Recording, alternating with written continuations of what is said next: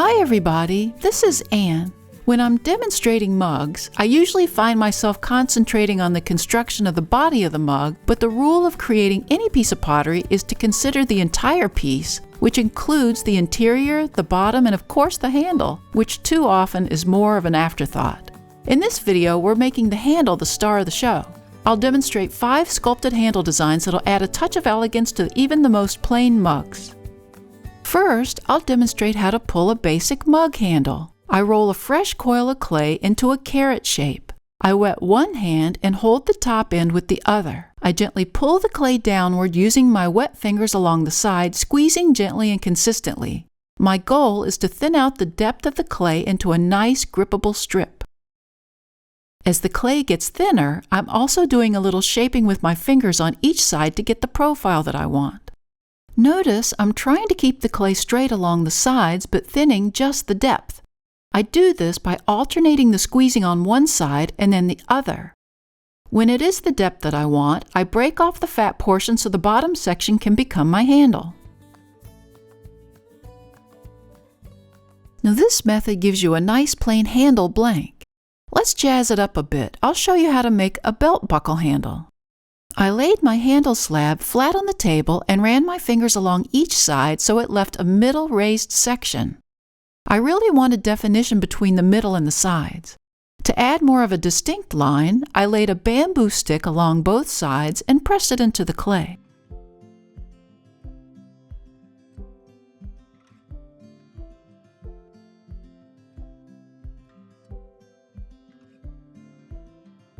Using a ruler, I marked a 1/2-inch section at the top and 1/2-inch section at the bottom. Using my needle tool, I cut along the 2 division marks up to the 1/2-inch point.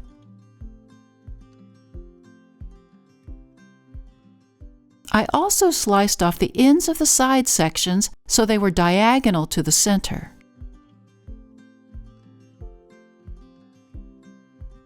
I lifted up the side sections and connected the ends together at the diagonal cuts. I did this at the top and the bottom of the handle.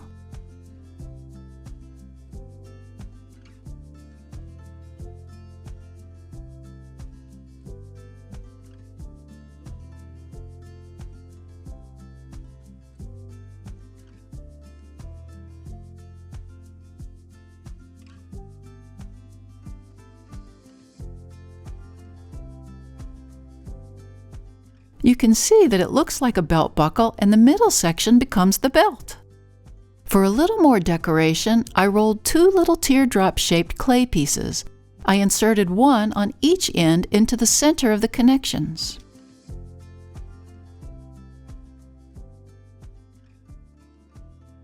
When you bend the belt ends, it becomes your mug handle.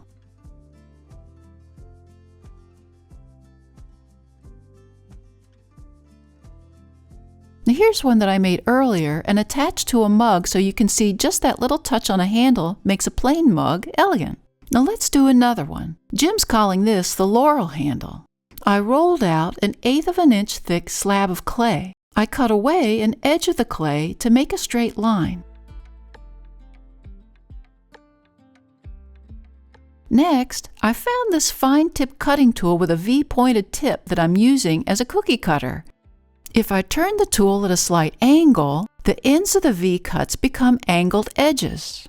The cutter can cut multiple slices quickly. I cut out about 25 of them. I again pulled a handle and created those distinct separations along the middle like the first handle. Using my ruler, I marked off the center every 1/4 inch all the way down. I then took my cuttings and lined up the point to each measured mark, but attached the cutting at an angle downward.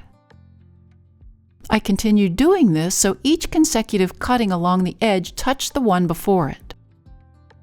Using my finger along the handle edge, I worked the pieces together and flush, also putting a little pressure on them to make them stick tight. I repeated this process along the other side. Using a wet finger, I gently erased the marks along the center of the handle. When I bend the clay, it becomes this cool handle. Now here's one that I made earlier and attached to a mug. It really does look like a column of leaf vines decorating the edges of the handle. For the next handle, I'll be using the squared-off carving tool. On the flat side of my handle blank, I made a deep carve, coring out the center of the handle from top to bottom.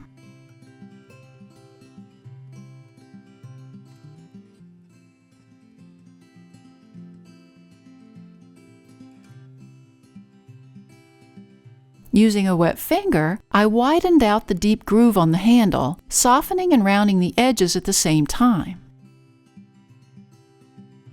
I marked off the cord strip into 1/4-inch sections.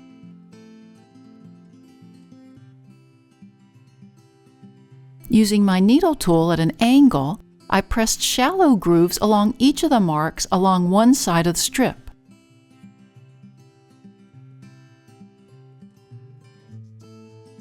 I turned the strip around and repeated upside-down angled lines connecting to the other side so they formed V shapes. I returned the strip to the center of the handle and worked the sides of the handle in towards the center strip to frame it.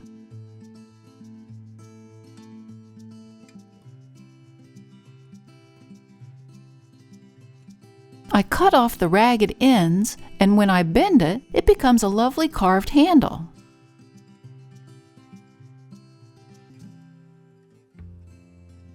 Now here's one that I made earlier and attached to a mug for you. Another idea would have been to carry that carved V design to the mug body right along the ridge where the handle's attached. Now let's do another one. I started with a handle again with the sides divided off. I marked it into 1/2-inch sections. Using the squared carver, I sliced along those marks and back out, lifting each section up as I pulled away.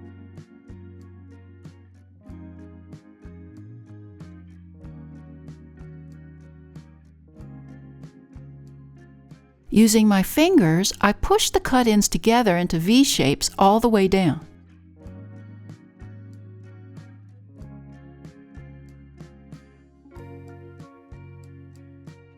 I then positioned my needle tool under each tab and pushed the V'd end down to the handle surface and pulled the needle back out.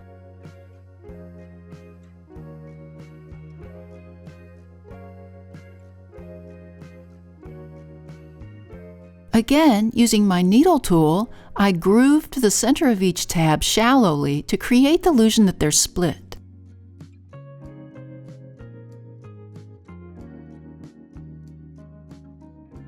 When I bend the handle, it looks like this. Now here's one I created earlier where I cleaned out the squared off cuts under each tab when it was leather hard for more dramatic angles and shadows. Now let's do one more. This time I'm leaving the handle blank flat on top. I marked it into 1/2-inch sections. Using this wide cutting tool, I sliced along each mark, then pulled the tool back out, pulling each slice upward as I came back out. With my needle tool, I slid it down into each groove and pushed and rounded the top edge down to meet the handle surface to create dimension.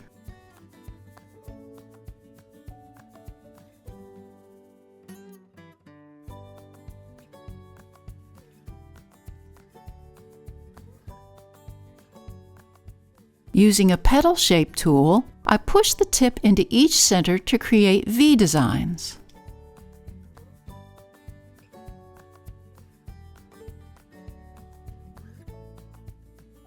Angling the tool, I made more indentations along the left side all the way down. Then turned the handle upside down and made more V grooves into the opposite side.